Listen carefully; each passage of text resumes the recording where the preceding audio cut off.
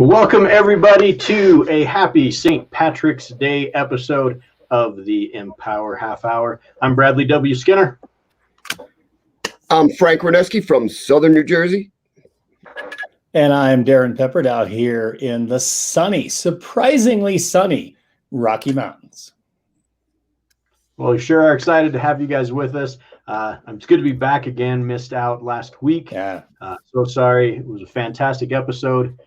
So thank you for picking up the slack there in my absence, and well done. But it's good to be back with you guys. Well, I'll tell you, to call it a fantastic. Go ahead, Frank. Sorry. I said great to have Bradley back. It is. It is like really great to have you back. And I'll tell you, we could have used your improvisational skills last week. We certainly we had some challenges.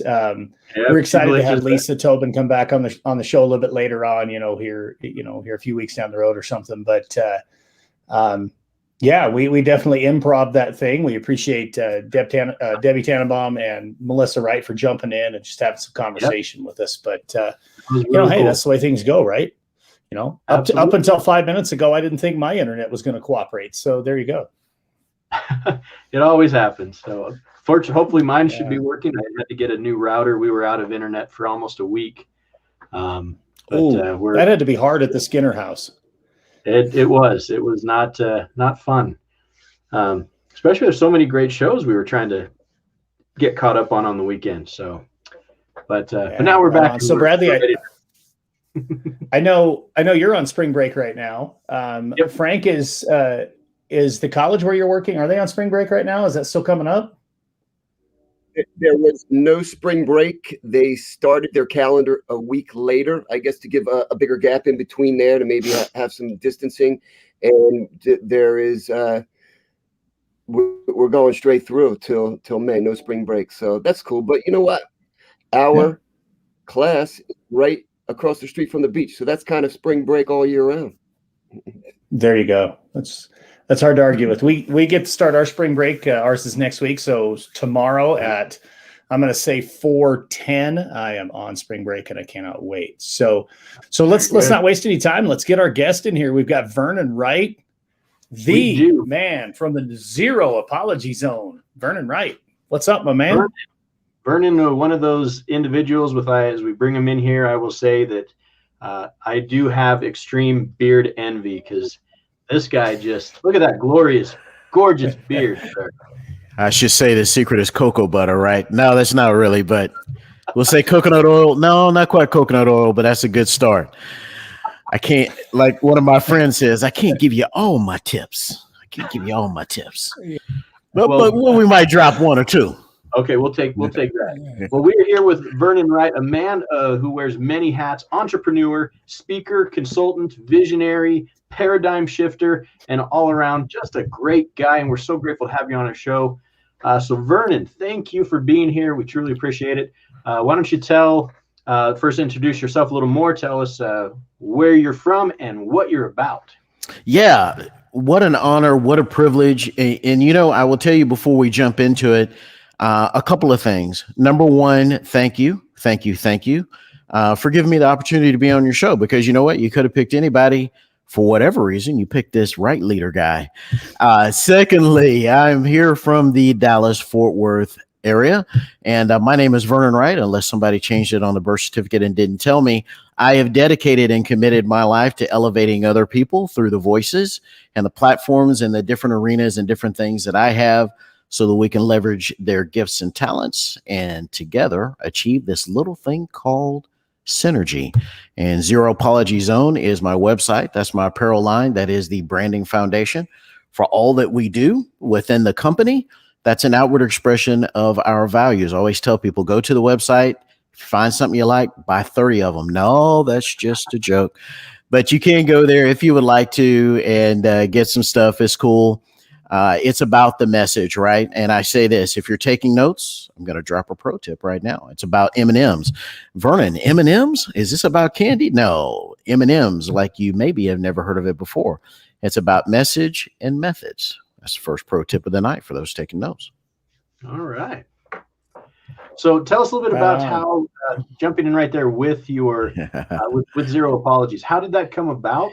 And yeah, tell us a little bit about the story, the creation there. Yeah, really great story about that, and it's one that I enjoy telling, and obviously am so honored and privileged to have the opportunity to tell it to you all tonight as an audience. And thank you to everyone that's out there that's watching. We appreciate you being on here, and we appreciate your time. Back in those days when I met Dr. R. and some other folks back in those days, we both had a online leadership show. Both of us did individually in this outfit that was coming out of New Jersey at the time, Disrupted TV, for those that may want to go ahead and give a shout out there. And I used to say back in those days, I used to end my tweets and post with, and that's with ... Zero apologies.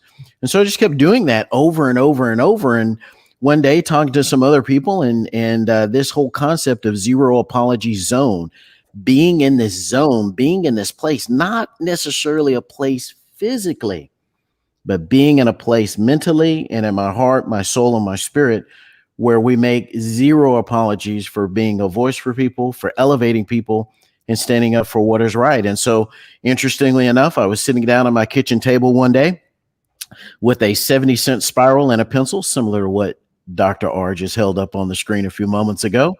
And I said, you know what? I'm not going to stand on the sideline. I'm not going to sit on the bench.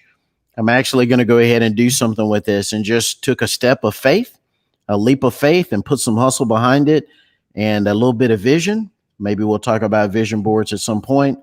And lo and behold, fast forward, here we are, ladies and gentlemen. So honored to be with you. All right. Awesome. Thank you. No, thank you. So Vernon, talk a little bit more. I mean, just kind of from that point, from when the Zero Apology Zone kind of launched out of that Disrupted Ed TV to where you are now. What are some of the things? I mean, I know some of the things you're doing. I think all three of us do. But let's make sure everybody else knows, what are some of the things that Vernon is doing right now to continue to, push the methods and the message?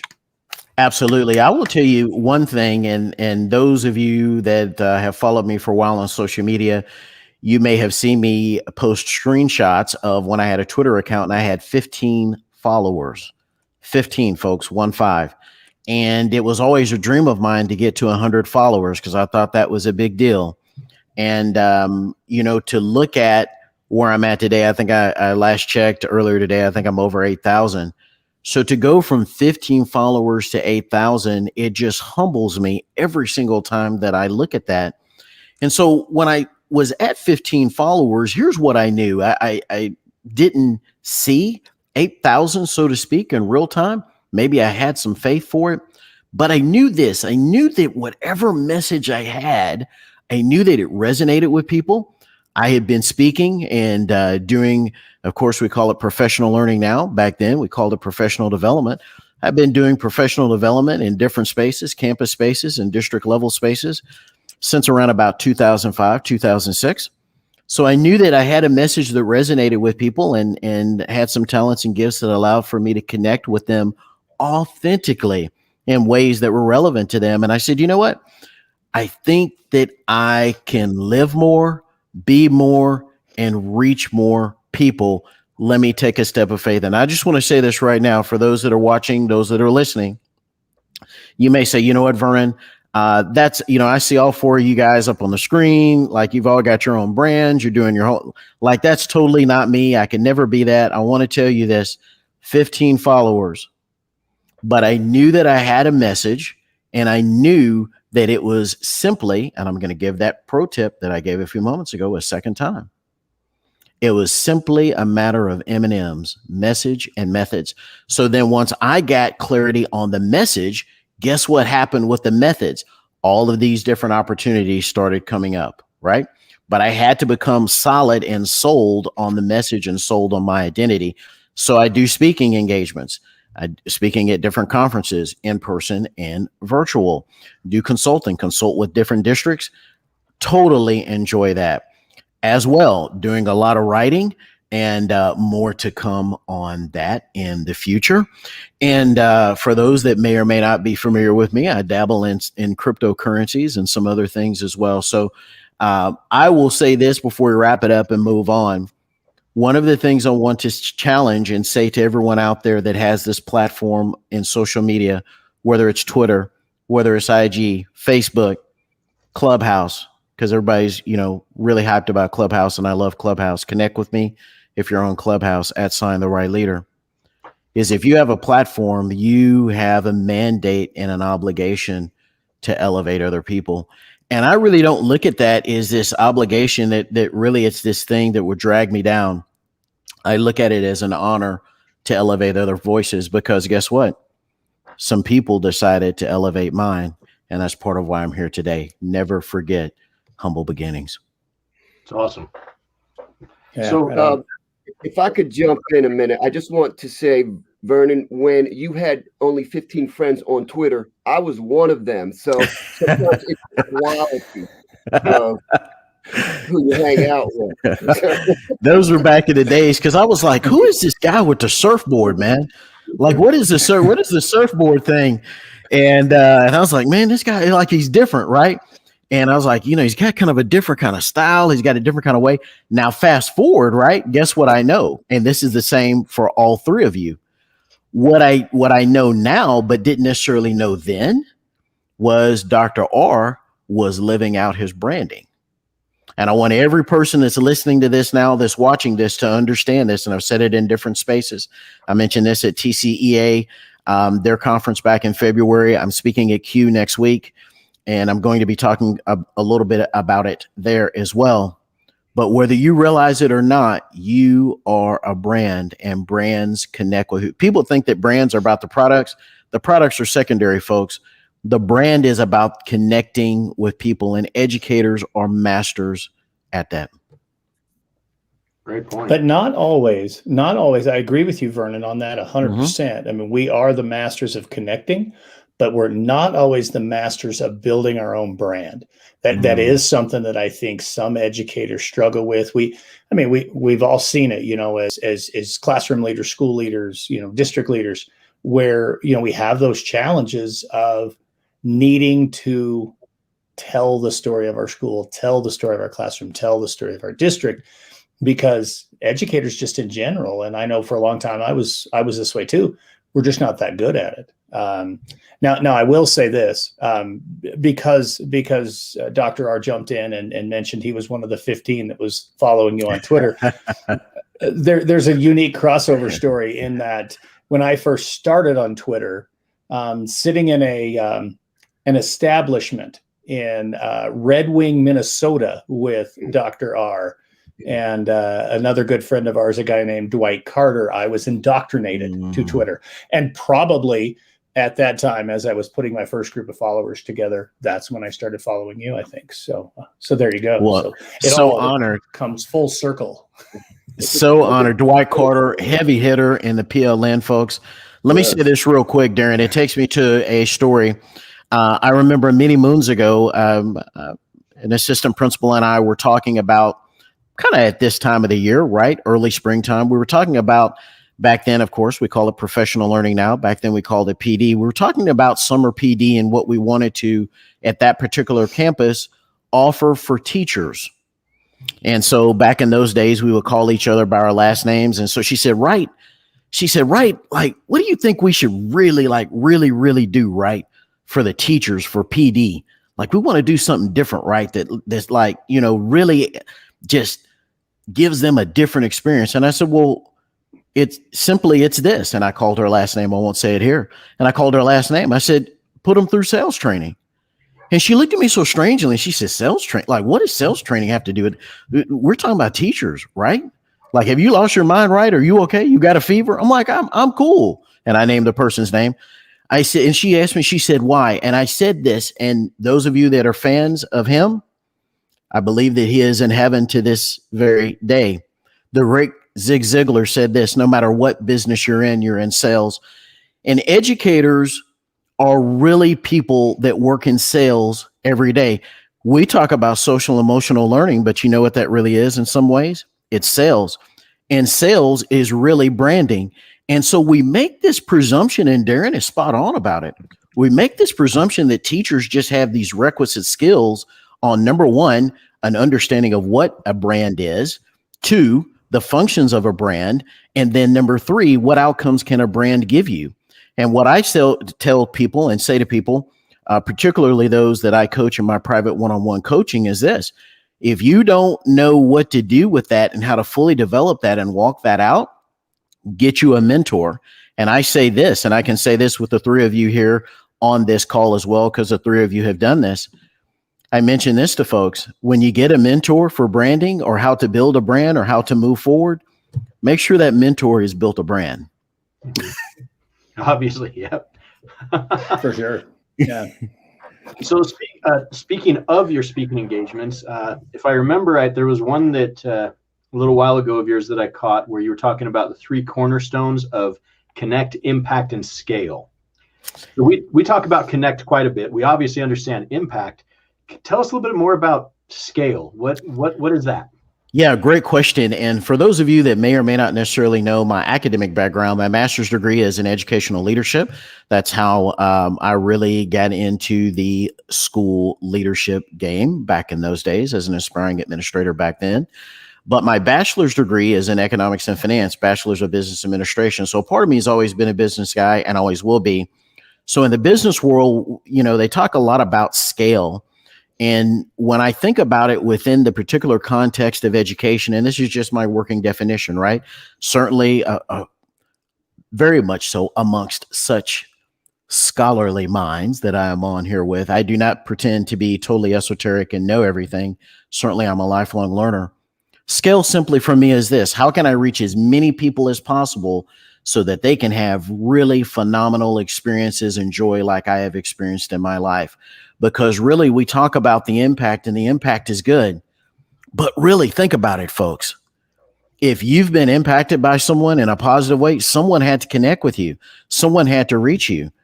And in some cases, and this is the great thing about Twitter and the power of the PLN, and I've said it before, plays right into scale. Sometimes people can help you and elevate you from 500 miles away more than people are willing to from 5 miles away. That's a great point. And I think we've seen that a lot of times in individual buildings where sometimes in the schools themselves, there tends to be that closed door policy that you get some educators where it's just leave me alone, let me do my thing. And that may work to an extent, but they're missing out on a lot of those opportunities to see how other teachers are doing things, to learn, to benefit from. I learned a ton from being able to see how a physics teacher or a math teacher, even though those aren't my areas, I see what they do and the incredible way that they connect with kids and reaching the engagement for their content. And it's awesome. So it's definitely of value. And sometimes that value is coming from people on the other side of the country or from other countries. And I'm seeing how they do things, and it's truly beneficial. And just it's amazing what, obviously, with what Twitter and other social media sites, how that can open up the world to our classrooms. Absolutely. And I will tell you, when you mention the different content areas, I'll tell a quick story. Back when I was an aspiring administrator and down here in Texas, typically the way the process goes is, obviously you have to go back, you get your master's degree, but you also serve typically at least 1 year as an administrative intern under the supervision of an experienced principal. And so going back to those days, I was at the high school level, and, at the high school level, you're dealing with chemistry, biology, algebra, geometry, and you have so many different content areas. And I remember asking my mentor, I said, sir, when you go in to observe these teachers as the principal, how do you deal with all of these different content areas that are very highly technical content areas? And he looked at me simply and he said, Vernon, he said, I let the content area experts be the experts. He said, my job and my role is to help them connect with the students in ways that are meaningful to the students. And I want to say this. He is a person who also taught me about hiring, and we're in this season now where we're in the spring, and obviously we're going to go into the summer and start another school year. And he is one of the people that really helped me to understand that when we're looking at teachers and candidates, teacher candidates, it's about so much more than knowing the content. It's about the ability to connect with another human being and to really within that human being do this, make the learning look easy and spark a passion and a desire for learning. And that is just absolutely huge. That it is. Darren actually taught me on one of the elements when it comes to interviewing and hiring is you can either hire the best candidate or you hire the right candidate. And sometimes it may not be the most qualified. It may not always be on paper who the best candidate is, but it's, are you finding the right one that fits that environment, it fits into the school culture and climate, and is going to inspire kids to do more. And you know what, brother, I'm going to say this for those taking notes at home. A person can look a certain way on paper. And of course, obviously, that's one of the methods and one of the approaches we have to, as you all mentioned earlier, telling our story. But how many of you know, especially those that have been in the business a minute or two, there's theory and then there's practice. And so I've interviewed hundreds of people over the years, man, for different positions, right? Hundreds of people have, was talking to someone earlier today about, the difference between manning a table and being at a table in a physical job fair and being at one like in a virtual job fair and the difference between the two. But I say this, theory is good, and we obviously honor its role in the process. But when you see a person, and if you're taking notes, I'm telling you right now, great place to take notes. When you see a person that authentically wants to know not just the student's reading level, not just their test scores, not just whatever the other academic measures are, they want to know the student's story. And I will say this right now, to use this metaphor. If the person that wants to be that amazing, connected, impactful educator does not have a passion to, and a desire to, and a will to engage and listen and understand, know and appreciate the student's story, it's like the picture of instruction without a frame. Awesome. Yeah, that's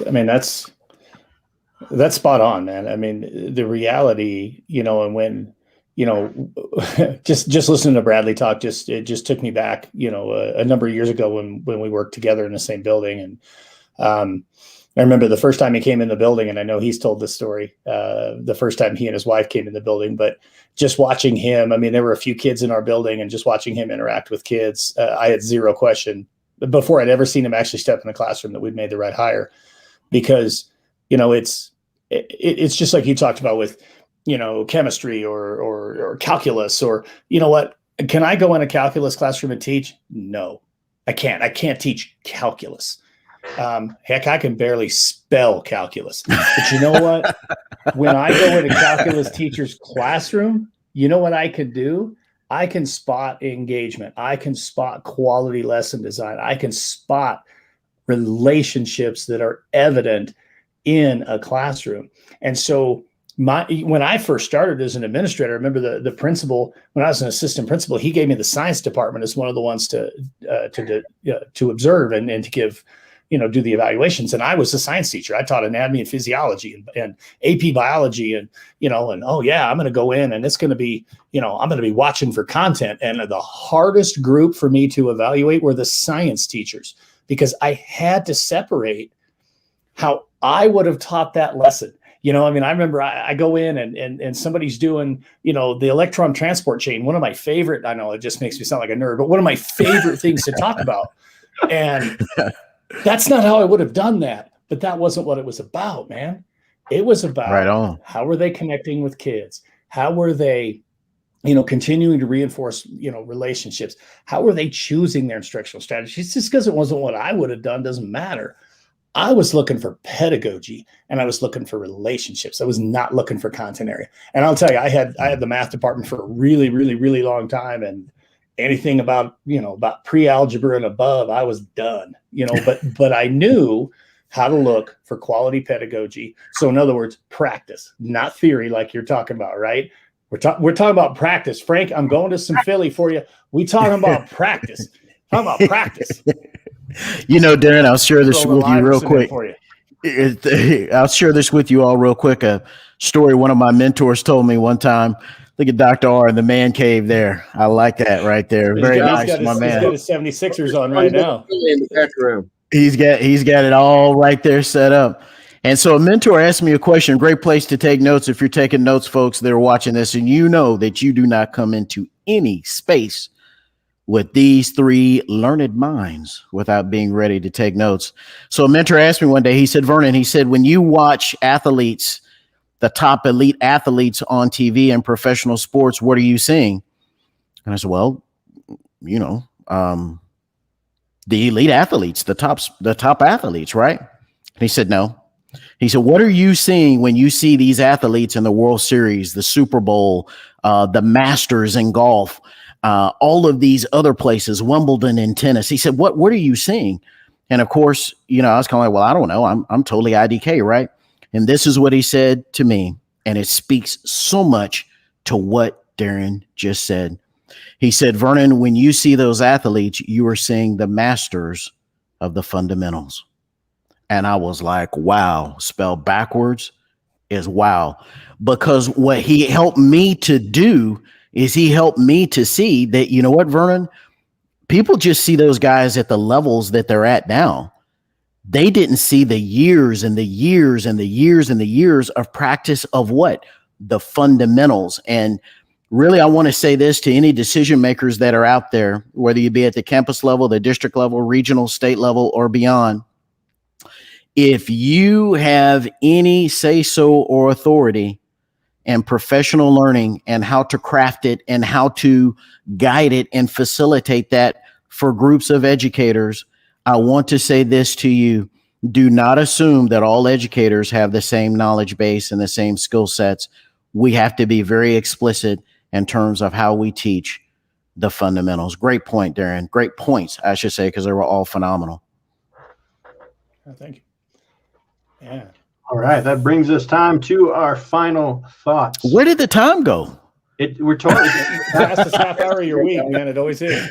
It really does. It just flies. So looks like I'm up first. So I'll take this. Recently, I had an opportunity with a couple speaking engagements, and normally as I'm speaking in front of schools or students or teachers, I was actually asked to speak to a school board. So unique opportunity. And the thing I really spoke to them, I told them is spend more time in your schools. And if you're in a virtual environment, spend more time in that virtual environment. If you really want to know what's going on in schools, don't go in and observe a teacher. Participate with the students. You're going to learn so much more, and you're going to have a better understanding of what's going on. Don't sit in the back of the room and watch a teacher. Anybody can do that, and it's not helpful. Instead, if you got a kid, they're doing a math worksheet, you're doing a math worksheet. If they're classifying different types of rocks, you're classifying different types of rocks. So participate with the kids. That's when you're going to really learn what's going on in a school. And I think that really applies a lot to what we're saying here today is it's not enough to just observe, whether it's in education or whether it's even in kindness or empathy. You can't just observe it. You got to participate in it. Oh, there we go. Frank, your turn. So, yeah, we didn't get to it, but we talked about it briefly in the beginning. And Vernon and I have talked about it before. It's that vision of who you are or who you want to be. And a lot of times people don't believe in themselves because they don't see themselves in a particular role. Therefore, they don't see themselves accomplishing a certain feat or becoming proficient in a certain area. And Vernon talks about that in a lot of different ways. So I wish next time when you're on the Empower Half Hour, you need to hit that vision board thing, because that's a key component of who you are and what you do. So thank you for being here. Peace and love always win. Wow. Well, you know what? What an honor. What a privilege. And I want to say this to folks, because a lot of people have asked me, Vernon, when did your life change? And simply, It changed in a lot of different ways, but I'll give you two different things. Number one of the game-changing books. Really, I'll give you two pro tips because you guys are phenomenal. Two of the books that changed my life. Number one is The One Thing. You guys can find that phenomenal book. The second thing, there it is right there. Darren has got it. Phenomenal book, folks. If you've never heard of it, if you've never connected with it, it's hard copy, electronic, paperback. Get it and get it quickly. And the second book is Sell or Be Sold by Grant Cardone. And with Sell or Be Sold and The One Thing, I took the power of focus and I took the power of believing and knowing who I really was at my core. And I put a whole bunch of hustle and faith behind it. And I want to tell you this, folks, as we get ready to wrap this up. So many of the cool things that I am living out now will continue to live out even in the future. I'm so humbled and so honored. Never despise the days of small beginnings. It's very similar to the TV show, the game show, Let's Make a Deal. Some of you are not seasoned enough. You don't have enough gray in your beard to remember that one. But there is a show called Let's Make a Deal. And the way that it worked is you answered or you got certain questions or certain things right, and you got whatever was behind a certain door. Didn't know what was behind the door, but you got whatever was behind the door. And the zeroapologyzone.com and the speaking engagements, the consulting and neuro-linguistic programming, life coach, and all of these other things that I'm so honored and privileged to do, we're all hiding behind a door. And the key to open that door was faith, and it was hustle, or we say it this way, in the Zero Apology Zone: believe, study, hustle, manifest, and then repeat. Thank you so much. Man, that's a tough one to follow. I'm gonna tell you this. I had a hard day. Just it's that time of year, and in my role, sometimes this time of year you're gonna have a hard day, and I frame it that way for a reason. And I want to give a shout out to Steph Rothstein. I know Steph's probably not watching tonight, but Steph Rothstein shared something in a Voxer group that I'm a part of that I was listening to on the drive home. And all I can think on my drive home is just how I had just had a rotten day, had to make some hard decisions and some of those types of things. And we all go through that. But what Steph said in this Voxer group completely made me reframe my thinking. And she said, there are days where some of the things that we have to do are not fun and they're difficult and they're part of what we have to do. But that doesn't make it a bad day. It just simply makes it a hard day.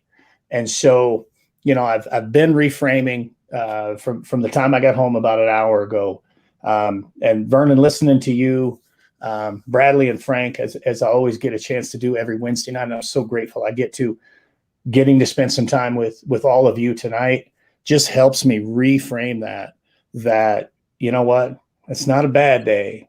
It might be a hard day, but you know what, it's still a great day because we had an opportunity to be together. And Vernon, I love that you brought up The One Thing, one of the greatest books I've ever read. I totally agree. When you started talking, I had a feeling for some reason that was going to be the book. And it's, obviously I got a couple books sitting here, but that's one that's right there. So ask yourself this, my final thought, my absolute final thought.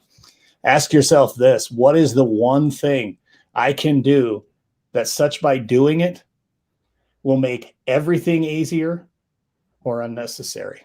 That's the core of that book right there. Brilliant, brilliant stuff. So thank you all so much, Vernon. Amazing guest, amazing partner, amazing follow on social media. If you're not following Vernon, make sure you're doing that. And we look forward to next week. Our guest next week, the one and only Tom Cody. So excited to have Tom Cody join us. That's going to be a lot of fun. Thank you, everybody, for tuning in to the Empower Half Hour. Have a wonderful and happy St. Patrick's Day, and we'll see you next week. Have a Road Dawson week.